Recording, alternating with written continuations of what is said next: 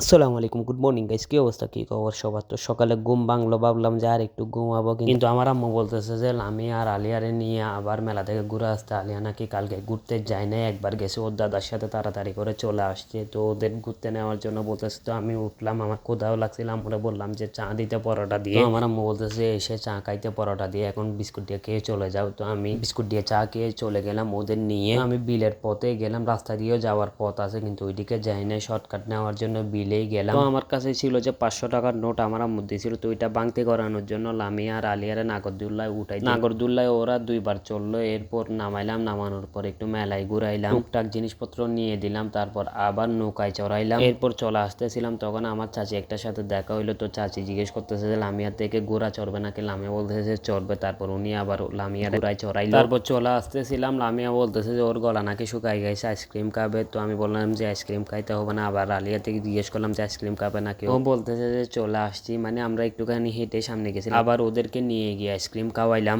তারপর ঘরে চলে আসলাম, ঘরে এসে আরেক যুদ্ধ লাগলো। আলিয়া স্টিকার নিছিল কিন্তু লামিয়া স্টিকার নেয় নাই। ও যেটা চাইছিল ওইটা ওরে নিয়ে দিছে, আলিয়া যেটা চাইছে ওইটা আলিয়ারে নিয়ে দিছে। কিন্তু ঘরে এসে লামিয়া স্টিকার খুঁজতেছে আর আলিয়া স্টিকার দিবে না, তাই ওই স্টিকার নিয়ে আমার কাছে আসছে যে আমি দেওয়ার জন্য। তারপর আমি ওরা বাক করে দিচ্ছিলাম কিন্তু ও বানতে রাজি না, মানে ওর চইছে ও নিবে ওই রকম। পরে আমি একটু চেতাই দিছি, ও কান্না করে দিছে লাগবে না টাকবে না বলে দৌড়াই টোড়াই চলে গেছে। পরে আমার আম্মা আমাকে বকা দিছে যে নিয়ে দিই নাই কেন, দুজনকে সেম সেম। আমি তো বুঝি নাই যে ঘরে এটা নিয়ে এত বড় যুদ্ধ লাগি যাবে গা। যুদ্ধর পরে আবার আমি পরাটা দিয়ে ডিম খাইলাম, এরপর একটু ঘুমাইলাম। বন্ধু বলটার সাথে 3টা বাজে বের হওয়ার কথা ছিল কিন্তু আমি ঘুমাই গেছিলাম। বলটা আবার আমাকে 3টা বাজে কল দিল, আমি উঠলাম, এরপর বলটা সহ আবার জিতুরে নিয়ে বের হয়ে গেলাম। তারপর নজমিয়াট এসে একটা মক্কেলের জন্য দাঁড়ালাম, তারপর মক্কেলটা সহ আমরা সবাই চলে আসলাম রাস্তার মাথায়।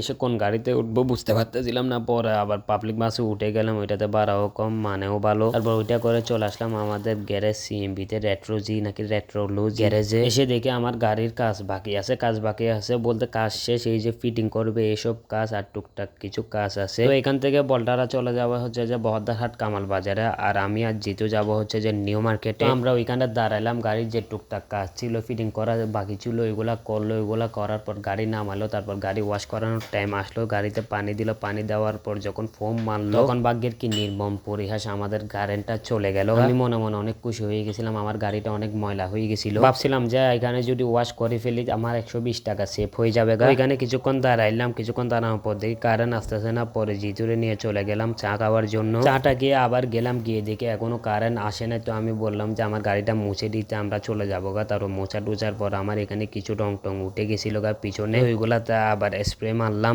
স্প্রে মারার পর আমি বুলা আবার ওইখানে হাত দিয়ে দিয়েছিলাম। গাড়ির কাজ শেষ হওয়ার পর গাড়িতে বসলাম, গাড়ি এত বেশি স্মুথ হয়ে গেছিল, গাড়ির হ্যান্ডেলটাও অনেক বেশি স্মুথ হয়ে গেছিল। গাড়ি একটুখানি টেনে দেখলাম, এত বেশি শান্তি লাগতেছিল যে বলার বাইরে। গাড়ির সাউন্ড টাউন্ড ফুল চেঞ্জ একদম। ওইখান থেকে বের হয়ে আমাদের নিউ মার্কেট যাওয়ার প্ল্যান ছিল আমার জন্য এক জোড়া ক্রক্স নেওয়ার জন্য, কিন্তু ওখান থেকে বের হয়ে আমার মুড ঘুরে গেছে আর নিউ মার্কেট যায় নাই। পরে আমি চলে গেলাম হচ্ছে যে রাস্তার মাথায়, এখানে গিয়ে এক জোড়া ক্রক্স নিয়ে নিলাম। আমি এইসব ক্রক্স এগুলা পরি না, কিন্তু কাজের ক্ষেত্রে এগুলা পরা লাগবে, তাই এগুলা ভালো করে পরে দেখতেছিলাম। আমার কেমন কেমন জানি লাগতেছিল, মানে পরে আনকমফোর্ট লাগতেছিল, কখনো পরে নাই। তাই তো আজকের ভিডিও এতটুকু, ইনশাআল্লাহ নেক্সট ভিডিওতে দেখা হবে। আল্লাহ হাফেজ।